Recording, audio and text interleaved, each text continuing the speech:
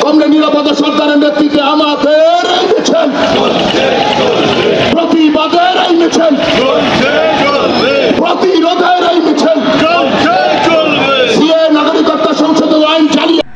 আজ কাঁচরাপাড়া সিপিএম এর উদ্যোগে কাঁচরাপাড়া লিচুতলা থেকে বীজপুর থানা মোড় পর্যন্ত প্রতিবাদ মিছিল। সম্প্রতিকালে কেন্দ্র সরকারের গোটা দেশ জুড়ে সিএএ লাগু করে, তারই প্রতিবাদে সিপিআইএম কাঁচরাপাড়া এরিয়া কমিটির উদ্যোগে প্রতিবাদ মিছিল। এদিনের প্রতিবাদ মিছিল উপস্থিত ছিলেন সন্দেশখালী প্রাক্তন বিধায়ক নিরাপদ সত্তার, কাঁচরাপাড়া এরিয়ার কমিটির সম্পাদক দেবাশিস রক্ষিত ও সিপিএম এর সকল নেতৃত্বরা। আরো বিস্তারিত জানতে চোখ রাখুন আমার বাংলার পর্দায়। দাদা আজকে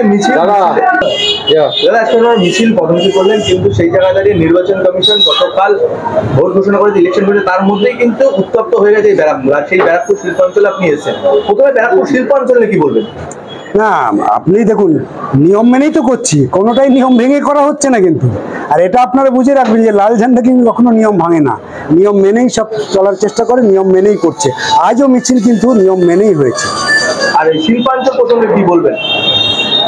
মানে শিল্পাঞ্চল মানে কি বলতে চাইছে? ব্যারাকপুর শিল্পাঞ্চলে এসছেন, যদি দেখা যায় এই শিল্পাঞ্চলে কিন্তু এক একটা শিল্প বন্ধর মুখে, সেই জায়গায় দাঁড়িয়ে শিল্পাঞ্চল প্রসঙ্গে কি বলবেন?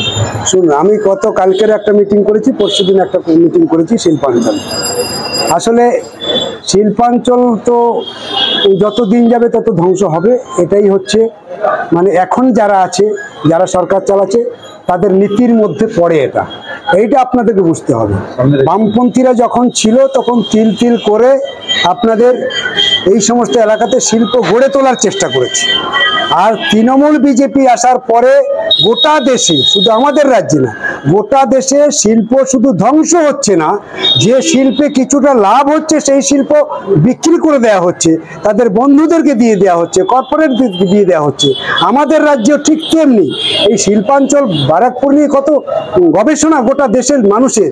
সেই ব্যারাকপুর শিল্পাঞ্চল আস্তে আস্তে ধ্বংস হয়ে যাচ্ছে।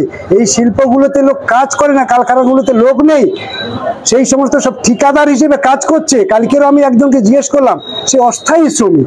ভাবা যায়, একটা কারখানায় সে কাজ করছে, অস্থায়ী শ্রমিক, তার রোজ কত? বললো আমি 750 টাকা পেয়েছি 11.5 ঘন্টা কাজ করার পর। ভাবা যায়? এ সমস্ত ভাবে মমতা ব্যানার্জি? আসলে তো এভাবেই যারা শ্রমিক আছে তাদের গতর এভাবেই তারা লুট করে নিচ্ছে। ফলে এই শিল্প গড়ে উঠুক এরা আগেও চাইতো না, এখনো চাইতো না। সরকারে এসেছে তো শিল্প ধ্বংস করেই, সরকারে যখন আসছিল সেই শিল্প সর্বনাশ করেই তো তারা এসছে। তাদের কাছে আমরা প্রত্যাশা করতে পারি যে শিল্প হবে। আপনি ব্যারাকপুরে এসেছেন 2019-এর আগে, ব্যারাকপুরের দাপুটে নেতা অর্জুন সিং তৃণমূল ছেড়ে বিজেপিতে, বিজেপি ছেড়ে তৃণমূলে আবার তিনি বিজেপিতে ফিরে চলে এসেছেন, কি বলবেন? এই সমস্ত লোকেদের সম্পর্কে আমি কিছু বলতে চাই না, এদের কথা মুখে আনা অন্যায় বলে আমি মনে করি। কারণ এরা কোনো নেতা, নেতা মিন্স কি? কাকে নেতা বলবে? একবার তৃণমূল, একবার বিজেপি, একবার বিজেপি, একবার তৃণমূল। ধান্দাবাজি যারা করে রাজনীতি করছে আর টাকা পয়সা লুট করছে মানুষের, তারা নেতা? এরাই তো মানুষকে ভুল বোঝাবে, এরাই তো মানুষের কাছে যাবে আবার ভোট চাইতে। এদের মতন আর বড় ডাকাত আর নেই। ও যেই ওদিকে চলে গেল, এদিকে যে ছিল তাকে বলছে এই শেখ শাহজাহানের প্লট নাকি এই সমস্ত জায়গায় কেনা হয়েছে, ও বলছে। ও যখন ছিল তখন আর বলেনি। তো এইরকম মানে কাণ্ডজ্ঞানহীন ব্যক্তিদের সম্পর্কে আমি আর কথা খরচা করতে চাই। দাদা শেষ প্রশ্ন রাখবো, নির্বাচন ঘোষণার আগেই গোটা দেশ জুড়ে সিএ লাগু হলো, কি বলবেন? আরে দেখুন, সিএটা এখন আনলো কেন? এটা বুঝতে অসুবিধা হয় না। ভোট এসেছে এখনই করতে হবে, এটা তো এখন করার কথা না। যখন সারা দেশের বেকার চেয়ে যাচ্ছে, সবচেয়ে বেশি বেকারের সংখ্যা এখন, আর সবচেয়ে বেশি কৃষক আত্মহত্যা করেছে এই সময়। মানুষ কাজ পাচ্ছে না, কাজের সন্ধানে ছুটে বেড়াচ্ছে। গ্রাম বাংলাতে অবাক হয়ে যাবেন, শহরতলিতে অর্ধশিক্ষিত ছেলেমেয়েরা ভিন রাজ্যে চলে যাচ্ছে এখানে কাজ নেই বলে। সেই জায়গায় দাঁড়িয়ে এদের ভবিষ্যৎ কি হবে? কৃষককে কিভাবে রক্ষা করা হবে? নতুন করে কাজ দেবো কি করে? শিক্ষাকে কিভাবে আমরা সংহত করবো তা না ভেবে ও আজকে ভোটটা এসেছে বলে সিএ নিয়ে এসছে। কেন সিএ লাগবে আজকে? আমাকে সার্টিফিকেট দেবে নরেন্দ্র মোদী, আমি এখানকার নাগরিক না। ও সার্টিফিকেট দেবে, কোথায় ঠিক হয়েছে? সংবিধানে তা লেখা নেই তো, এটা করা যায় না। এটা অন্যায়, সম্পূর্ণ ভোট করার জন্য এটা করছে। সেই জন্যই তো আমাদের ছেলে মেয়েরা আজকে বিরোধিতা করছে গোটা দেশ জুড়ে, গোটা রাজ্য জুড়ে। ইলেকট্রাল বন্ড প্রসঙ্গে কি বলবেন? ওটা তো বড় ধাক্কা খেয়েছে, আপনারা দেখেছেন। ওটা আমরা আগেই বলেছিলাম, যখন ইলেকট্রাল বন্ড যখন চালু হয়েছিল কেউ বলেনি, সিপিএম বলেছিল তখন। এবং সিপিএম কিন্তু মামলাও করেছিল। সিপিএম বলেছিল এটা অবৈধ টাকা লেনদেন করার একটা বিরাট কৌশল, এটা বন্ধ করতে হবে। তখন কেউ গুরুত্ব দেয়নি। তা যত দিন গেছে তত বুঝেছে যে এটা অসাংবিধানিক ও মানে অন্যায়ভাবে এই টাকা রোজগার করা হচ্ছে। আজকে ধরা পড়েছে, আজকে বলা হয়েছে তো এসবিআই কে কে কে টাকা কত নিয়েছে বলতে হবে। কি কৌশল করেছিল তারা, আমাকে টাকা দেবে, কে দিচ্ছে কেউ জানতে পারবে না। চুরি করার অনেক রকম রাস্তা আছে, বুঝলেন তো। আমাদের রাজ্য সরকার চুরি করছে, ধরা পড়ছে, এখানকার চোর মন্ত্রীরা সব জেলে আছে। কিন্তু দিল্লির সরকার কিভাবে চুরি করছে তার যে কত বড় সাজা হওয়া উচিত সেটাও দেশের মানুষের বোঝা দরকার। সেই জন্য এই যে ইলেকট্রাল বন্ড আমাদের পার্টির উদ্যোগেই মামলা হয়েছে, আজকে সেটা বন্ধ করে দেওয়া হয়েছে। আর এই টাকা ওরা পাবে না, তাই এত দুশ্চিন্তা ওদের। কিন্তু আমাদের রাজ্য সরকার আবার একটা নতুন খেলা শুরু করেছে, আপনারা দেখবেন। 100 দিনের কাজের টাকা 59 লক্ষ লোককে দেবে। এইটা হচ্ছে ওই ইলেকট্রাল বন্ডের মতন আরেকটা গরিবের টাকা আত্মসাৎ করে ভোটের কাজে লাগানোর জন্য একটা অপকৌশল করছে। কাজের টাকা পাবে কজন তার ঠিক নেই, সেটার কোনো তালিকা নেই। আমরা বলেছি তালিকা টাঙাও, কারা কারা টাকা পাবে, এটা করছে না। কিন্তু 59 লক্ষ লোককে টাকা দেওয়ার পরিকল্পনা করেছে এবং সেই টাকা তাদের পছন্দের ব্যক্তির অ্যাকাউন্টে ঢুকছে। ফলে একদিকে যখন আমরা ইলেকট্রাল বন্ড বন্ধ করছি, আরেকদিকে মমতা ব্যানার্জি নতুন কৌশল নিয়ে এবার ভোট করার জন্য টাকা পাঠাচ্ছে তার পছন্দের অ্যাকাউন্টগুলোতে। এই তো হচ্ছে দুটো সরকার। এই দুটো সরকারের বিরুদ্ধে মানুষ এবার রায় দেবে। এবার চারিদিকে ঘুরে দেখুন না, গোটা দেশ এবং রাজ্যে সাংঘাতিকভাবে এবার লাল ঝান্ডার ঝড় বইছে। আমাদের যা পরিস্থিতি তৈরি হয়েছে তাতে আমরা মনে করছি যত দিন যাচ্ছে তত সাধারণ মানুষ লাল। এটা তো এখন করার কথা না। যখন সারা দেশের বেকার ছেয়ে যাচ্ছে, সবচেয়ে বেশি বেকারের সংখ্যা এখন, আর সবচেয়ে বেশি কৃষক আত্মহত্যা করেছে এই সময়। মানুষ কাজ পাচ্ছে না, কাজের সন্ধানে ছুটে বেড়াচ্ছে। গ্রাম বাংলাতে অবাক হয়ে যাবেন, শহরতলিতে অর্ধশিক্ষিত ছেলেমেয়েরা ভিন রাজ্যে চলে যাচ্ছে এখানে কাজ নেই বলে। সেই জায়গায় দাঁড়িয়ে এদের ভবিষ্যৎ কি হবে, কৃষককে কিভাবে রক্ষা করা হবে, নতুন করে কাজ দেবো কি করে, শিক্ষাকে কিভাবে আমরা সংহত করবো তা না ভেবে ও আজকে ভোটটা এসেছে বলে সিএ নিয়ে এসছে। কেন সিএ লাগবে আজকে? আমাকে সার্টিফিকেট দেবে নরেন্দ্র মোদী, আমি এখানকার নাগরিক না। ও সার্টিফিকেট দেবে, কোথায় ঠিক হয়েছে? সংবিধানে তা লেখা নেই তো, এটা করা যায় না। এটা অন্যায়, সম্পূর্ণ ভোট করার জন্য এটা করছে। সেই জন্যই তো আমাদের ছেলে মেয়েরা আজকে বিরোধিতা করছে গোটা দেশ জুড়ে, গোটা রাজ্য জুড়ে। ইলেকট্রাল বন্ড প্রসঙ্গে কি বলবেন? ওটা তো বড় ধাক্কা খেয়েছে, আপনারা দেখেছেন। ওটা আমরা আগেই বলেছিলাম, যখন ইলেকট্রাল বন্ড যখন চালু হয়েছিল কেউ বলেনি, সিপিএম বলেছিল তখন। এবং সিপিএম কিন্তু মামলাও করেছিল। সিপিএম বলেছিল এটা অবৈধ টাকা লেনদেন করার একটা বিরাট কৌশল, এটা বন্ধ করতে হবে। তখন কেউ গুরুত্ব দেয়নি। তা যত দিন গেছে তত বুঝেছে যে এটা অসাংবিধানিক ও মানে অন্যায়ভাবে এই টাকা রোজগার করা হচ্ছে। আজকে ধরা পড়েছে, আজকে বলা হয়েছে তো এসবিআই কে কে টাকা কত নিয়েছে বলতে হবে। কি কৌশল করেছিল তারা, আমাকে টাকা দেবে, কে দিচ্ছে কেউ জানতে পারবে না। চুরি করার অনেক রকম রাস্তা আছে, বুঝলেন তো। আমাদের রাজ্য সরকার চুরি করছে, ধরা পড়ছে, এখানকার চোর মন্ত্রীরা সব জেলে আছে। কিন্তু দিল্লির সরকার কিভাবে চুরি করছে তার যে কত বড় সাজা হওয়া উচিত সেটাও দেশের মানুষের বোঝা দরকার।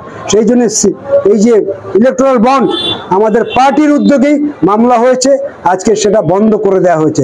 আর এই টাকা ওরা পাবে না, তাই এত দুশ্চিন্তা ওদের। কিন্তু আমাদের রাজ্য সরকার আবার একটা নতুন খেলা শুরু করেছে, আপনারা দেখবেন। 100 দিনের কাজের টাকা 59 লক্ষ লোককে দেবে।